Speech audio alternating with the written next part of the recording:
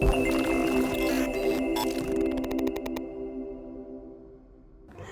you mentioned something about growth.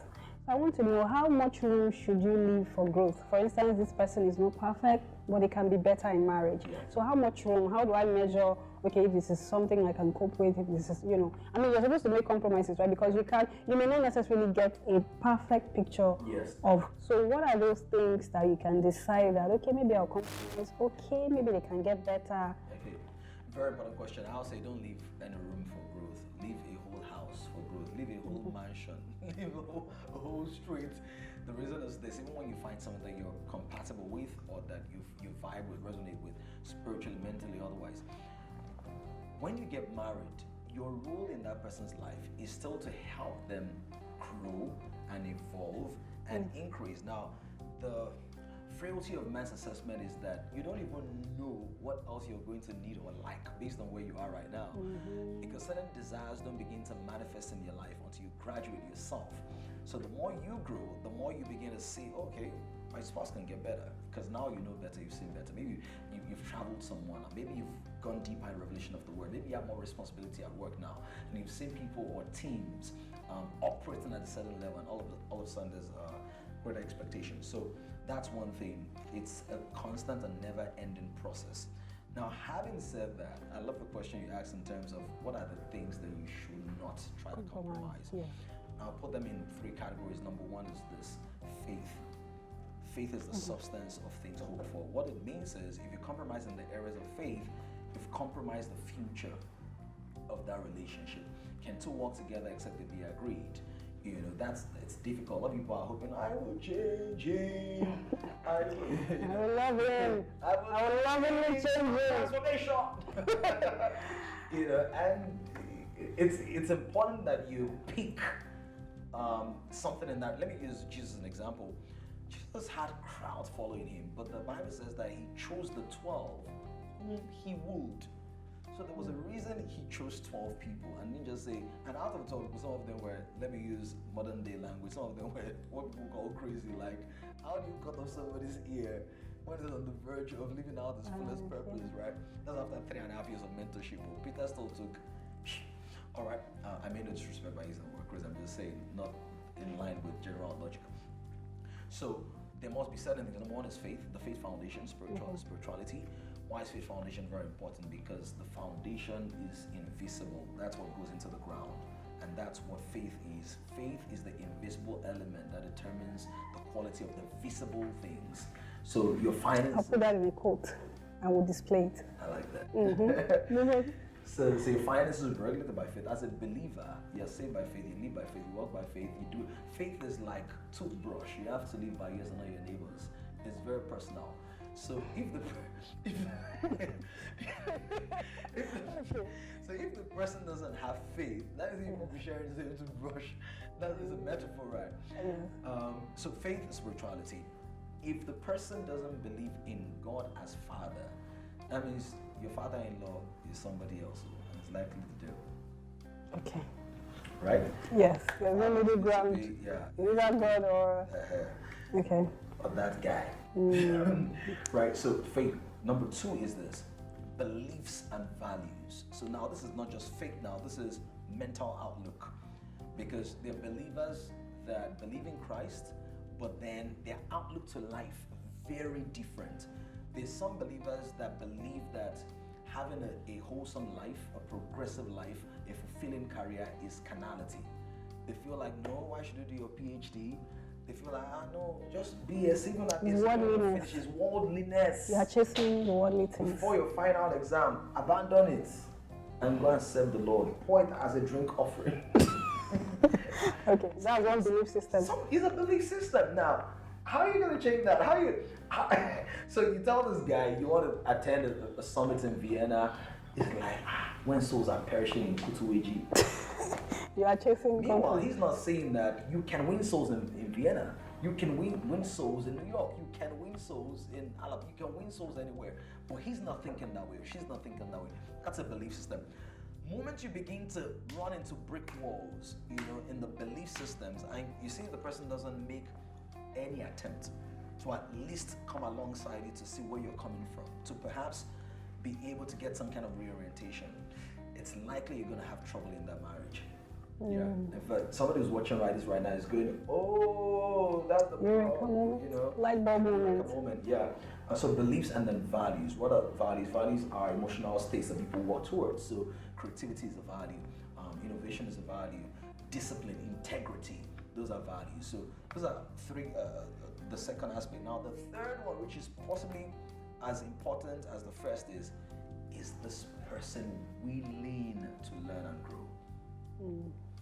Willing to learn and grow, because I discovered something about everybody that God uses. They start out imperfect, but as they begin to respond and God begins to work on people's hearts, they begin to, what did Jesus say? He said in the beginning was not so. What was talking about divorce? In other words, in the beginning, God didn't design marriages to fail, for people to have the divorce option. But it said something. It said because of the hardness of men's hearts. So check this out. I'm not downplaying infidelity, but infidelity is not the reason you put divorce. I'm not downplaying domestic violence, but that's not the reason we put divorce. I'm not downplaying giving some other popular reasons we put divorce. Money matters, or sex, sexual incompatibility, and all of that. Those are very legitimate things, depending on how they're handled.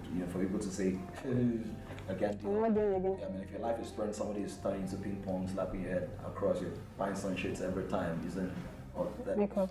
You have to be alive to, But Jesus then attributes divorce to all of that. He says the hardness of men's heart. So when a man lifts his fist and empowers his wife, his heart is hard. So if you notice that somebody is so hard-hearted, even in courtship, and that's protracted, this person doesn't listen to anybody. Pastor is speaking, said, Pastor, why are you pastor? Present, future, pastor, and nobody, as in the guy's family members are afraid of him. The mother's like, I feel it. That means leave him. When he's angry like that, he will pour hot oil on everybody. Sister, so we don't buy first aid box for your wedding day. Excuse yourself. So that means that, like you were saying, that we should leave a lot of room for improvement. So since this is not negotiable, these are big. There's no amount of room that you can leave for someone who isn't willing to change. This person, you've been with this person for 3 months to 6 months, you're going to see a pattern. How do they handle traffic when they're in traffic? When the official on the road speaks to them, when the gate man is rude and abusive, do they throw a slap? Do they throw a punch? How do they react when there's disappointments? When their favorite match or club is losing, do they, thump at the TV and all of that? What is going to be ahead? You're going to see a pattern. Okay, so how much sacrifices should you make in a Christian courtship? You mentioned jokingly, albeit that, you are going to pound, you are going to grind pepper. Is it okay?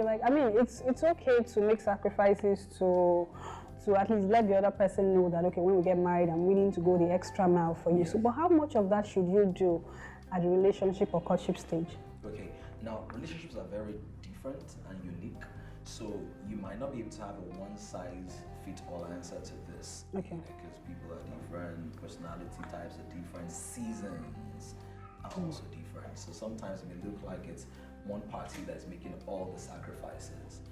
And then there comes another season where that person is either incapable of functioning at that level, maybe they lose a job, maybe they're infirmed, maybe they're going through emotional crisis, maybe they lose a loved one, and impacts what they're able to do. But there's some general things. Number one is this: don't give people the benefits of a covenant before you enter into the covenant. Expatiate. So marriage is a covenant. Okay. And what I mean is, covenants come with responsibilities and tokens and rights. Okay. So for example, sex is for marriage.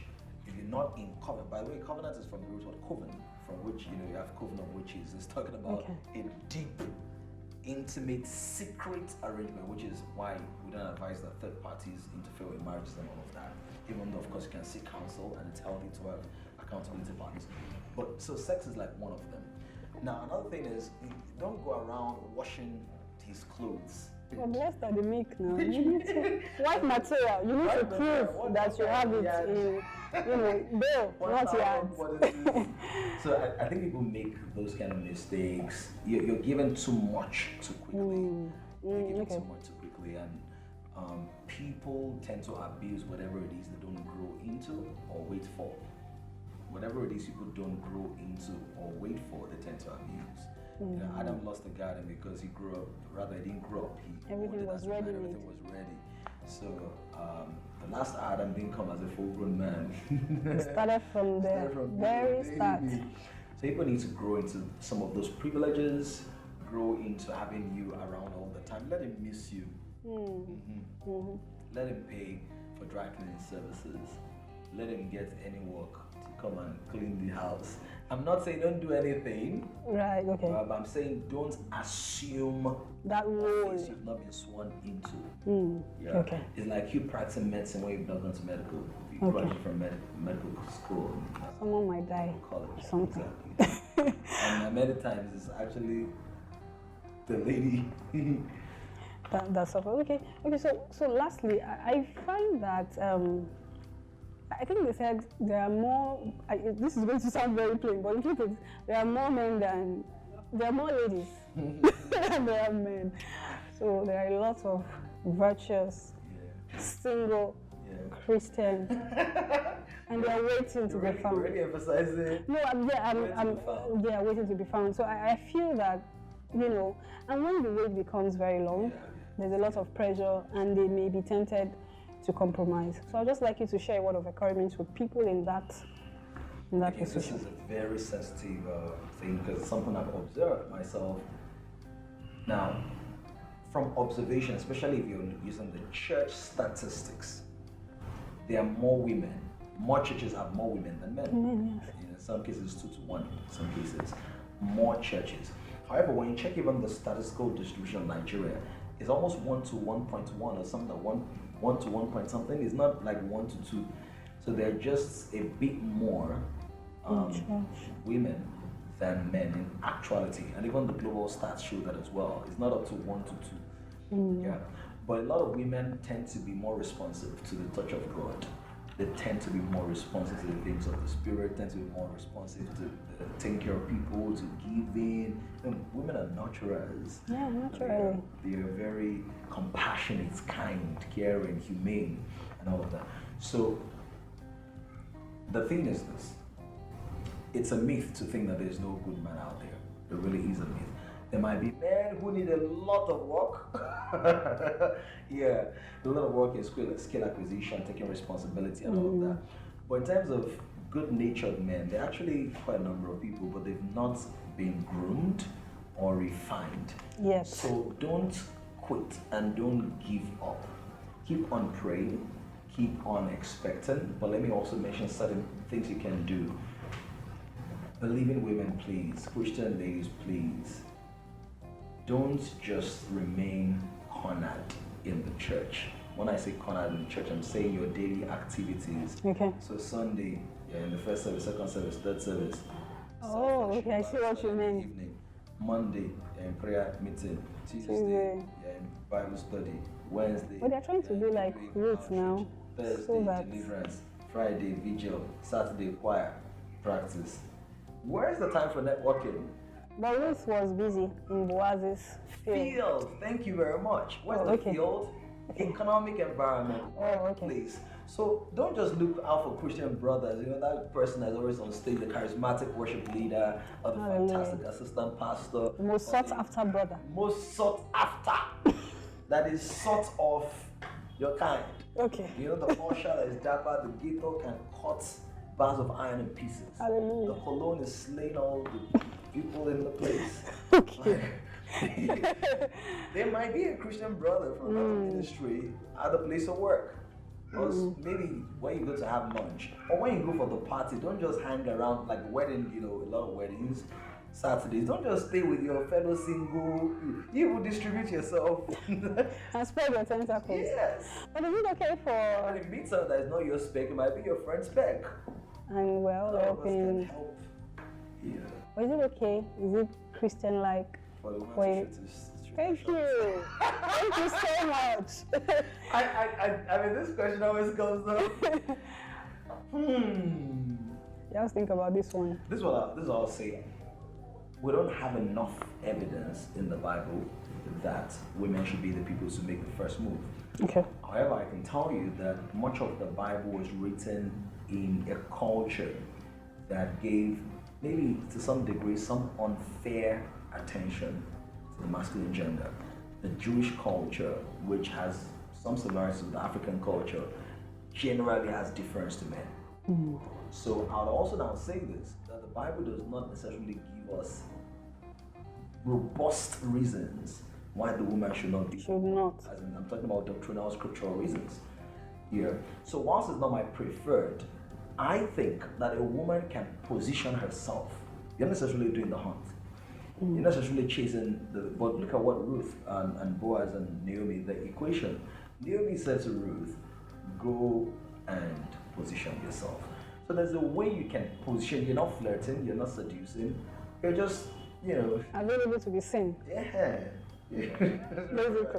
Okay. Yeah, so someone put it this way, that if somebody has a good product and is not advertising, that person is like a man who's winking in the dark. He knows what he's doing, but nobody else is saying. Yeah. Some ladies, you even wear wedding band when you're not married. You're not. You are chasing the brothers. Exactly. You guys are this way. And for the guy, it also applies to, the place of waiting, not compromising, not limiting yourself and your interactions to the church.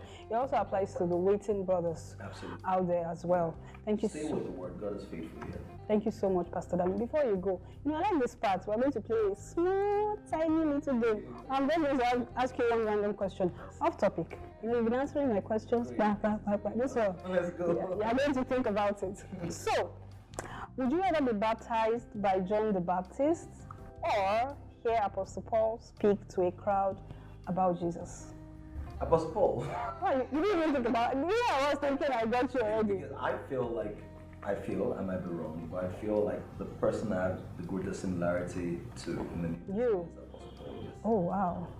Maybe not necessarily in a strong way, even though I have that dimension to me, but I think in his intellectual outlook and his global outlook for the gospel. And influence. Yes. And legacy. Influence, communities, groups, and kings and all of that, yes. Same Apostle Paul. Yeah. Thank you so much. Thank you so much for doing this, Pastor Dami. I hope you have been encouraged. I hope you know how to separate emotion from divine guidance now. I hope you know what is too much to do and not to do in relationship. I hope that you know what to compromise on and what to hold on tightly to. I hope you've learned a whole lot in this episode. I really do hope. Thank you so much for watching. This has been Without Words. Don't forget, your comments and feedbacks are very dear to my heart, so feel free to leave them in the comment section. Don't forget to subscribe. Don't forget to share this video. Don't forget to tell your friend, your single brother and sister to come and watch this. It will be worth their while or data, as the case may be. My name is Vicky, and I'll see you again next time. Bye.